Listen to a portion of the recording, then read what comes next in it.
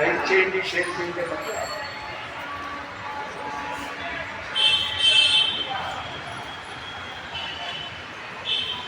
Praise the lord. ఈరోజు May 24వ తారీఖు 2026 సంవత్సరం ఆదివారం 10 గంటలకు సెయింట్ పీటర్స్ కోల్కతా.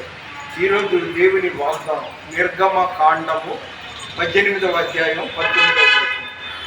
దేవుడు నీకు తోడై ఉండి ప్రజల పక్షమున నీవు దేవుని సముఖమందు ఉండి వారి వ్యాజ్యములు దేవుని యొద్దకు తీసుకువెళ్ళవలేను. అంటే ప్రజలు ఆ కోసం ప్రార్థన చేయమన్నప్పుడు అవన్నీ తీసుకెళ్ళి దేవుని సమూహంలో ఉంచమని దాని అర్థం.